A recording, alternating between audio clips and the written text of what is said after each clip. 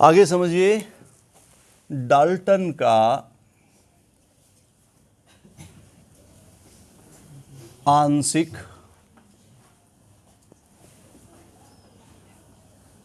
दाब नियम।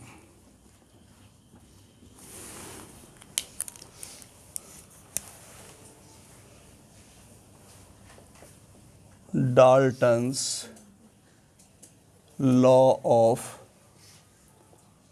Partial pressure.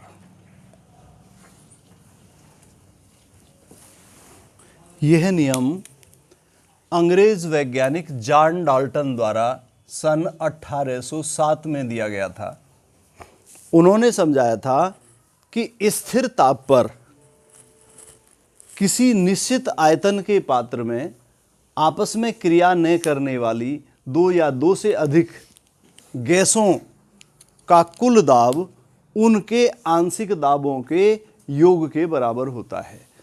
मान लीजिए कोई निश्चित आयतन का पात्र ये है, इसमें ए, बी, सी, डी और ई गैसें जो आपस में क्रिया नहीं करती हैं वो भरी हुई हैं, और इन गैसों के आंशिक दाब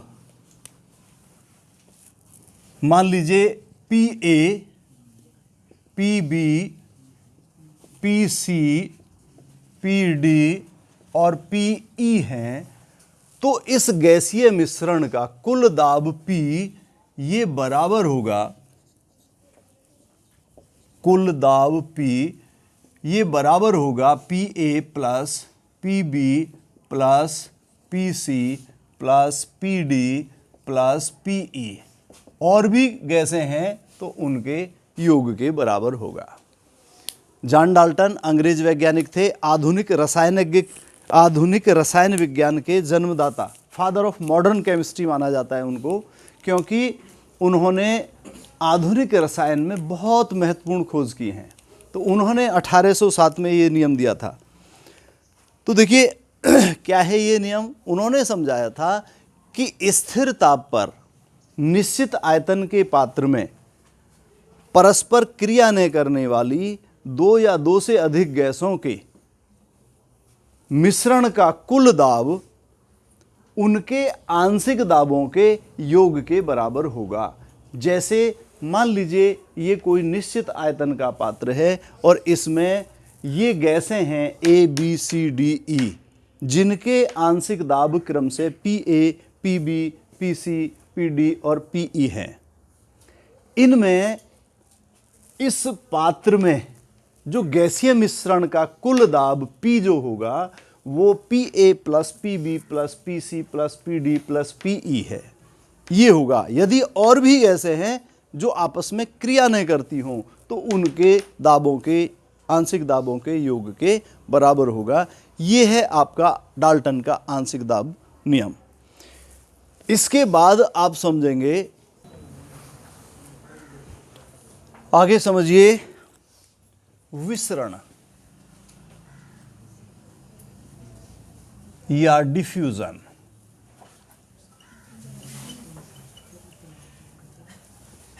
विसरण या डिफ्यूजन गैसों की विशेषता होती है कि उनको जो भी स्थान उपलब्ध होता है उसमें वह एक समान रूप से फैल जाती हैं। आपको मालूम होगा, आप कमरे में बैठे हैं और कमरे के एक कोने में अगर सेंट की शीशी खोल दी जाए या अमोनिया की गंध से आप लोग परिचित होंगे, उसकी बोतल को खोल दिया जाए तो थोड़ी देर में उस चीज़ की जो गंध है वो पूरे कमरे में फैल जाती है और फिर उस कमरे से निकलकर बाहर फैल जाती है। जैसे आपने कुछ ऐसी घटनाएं देखी होंगी कि बदबू अगर कहीं से आ रही है तो वो जहाँ पर बदबू का स्रोत है उसके आसपास धीरे धीरे फैल जाती है। तो गैसों की ये प्रवृत्ति होती है कि उनको जो भी स्थान उपलब्ध होता है वो उस स्थान में एक समान रूप से वितरित हो जाती है, अर्थात वो गुरुत्वीय बल के विरुद्ध गति करती है। गुरुत्वीय बल क्या है कि भारी वस्तु नीचे की तरफ और हल्की वस्तु ऊपर की तरफ। यहां तक कि अगर मान लीजिए दो सिलेंडर एक दूसरे से इस तरीके से जुड़े हुए हैं,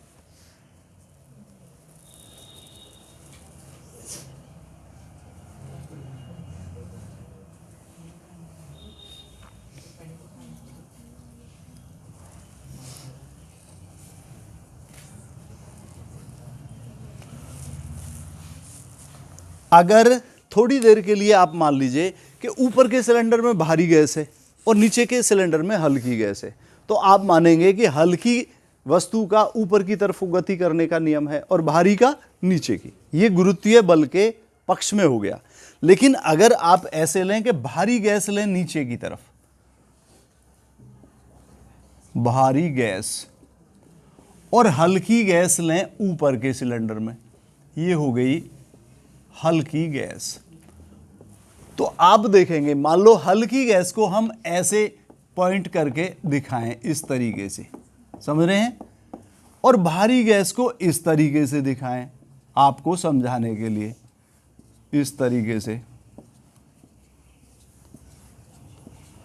यदि इनको यहां से जोड़ दिया जाता है, कनेक्शन कर दिया जाता है, तो कुछ देर बाद ही आप देखेंगे कि भारी गैस भारी होते हुए भी नीचे के सिलेंडर से ऊपर के सिलेंडर में पहुंच जाती है और ऊपर के सिलेंडर की हल्की गैस नीचे के सिलेंडर में पहुंच जाती है।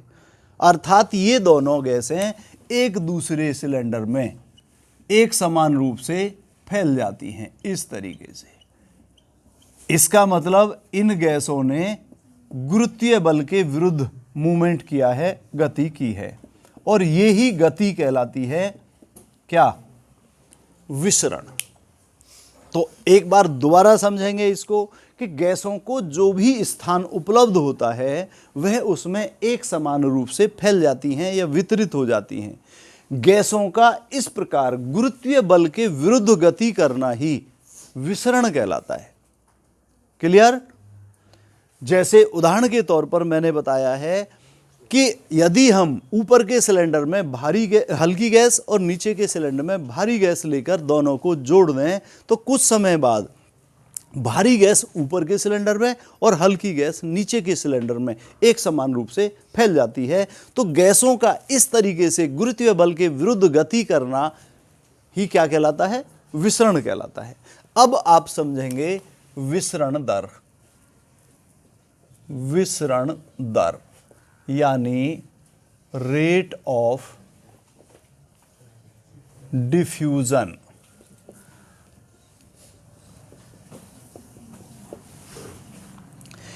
एकांक समय में गैस का विसरित आयतन कहलाता है विसरण दर। अर्थात एक टाइम की यूनिट, आप सेकंड लगाएं, मिनट लगाएं, जो भी लगाएं, एक एकांक समय में गैस का जितना आयतन विसरित होता है वो कहलाता है उसकी विसरण दर। अर्थात विसरण दर को आप इस तरीके से, विसरण दर बराबर होती है गैस का विसरित आयतन बटे विसरण में लगा समय। अर्थात इसको R से प्रकट करते हैं। R बराबर होगा V/T। V क्या है? विसरित आयतन गैस का, और T क्या है? विसरण में लगा समय। अगर दो भिन्न भिन्न गैसें हैं तो उनकी विसरण दर, मान लो एक के लिए विसरित आयतन V1 है और विसरण में लगा समय t1 है, दूसरी गैस के विसरण में लगा समय T2 है और विसरित आयतन V2 है, तो उनकी विसरण दर क्रम से R1 बराबर किसके होगी? V1/T1 के, और R2 बराबर किसके होगी? V2/T2 के। इनका जो अनुपात होगा R1/R2 ये बराबर होगा किसके? V1/T1। ठीक है। अब नीचे आएगा तो कायदे में तो देखिए ऐसे होना चाहिए कि ये हमने ये कर दिया, तो V1/T1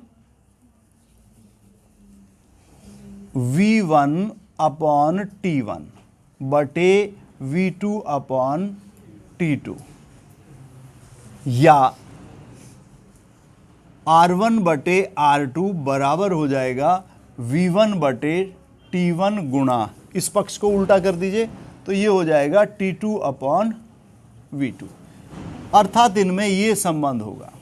एक बार फिर समझ लीजिए विसरण दर क्या है? एकांक समय में गैस का विसरित आयतन उसकी विसरण दर कहलाता है। अर्थात विसरण दर बराबर होती है गैस का विसरित आयतन बटे विसरण में लगा समय। मान लीजिए विसरित आयतन V ml है और विसरण में लगा समय t सेकंड है, तो R बराबर हो जाएगा V बटे टी। दो भिन्न गैसें हैं, अगर उनके विसरित आयतन क्रम से V1 और V2 हैं और विसरण में लगा समय क्रम से T1 और T2 हैं, तो उनकी जो विसरण दर R1 और R2 हैं वो क्रम से इस तरह हो जाएंगी, R1 बराबर V1 अपॉन T1 और R2 बराबर V2 अपॉन T2। इनका जो दोनों का अनुपात है R1 बटे R2, ये बराबर होगा V1 upon T1 upon V2 upon T2। इस पक्ष को उलटकर सामने ले आइए तो उनमें संबंध इस तरह हो जाएगा, नोट कर लीजिए।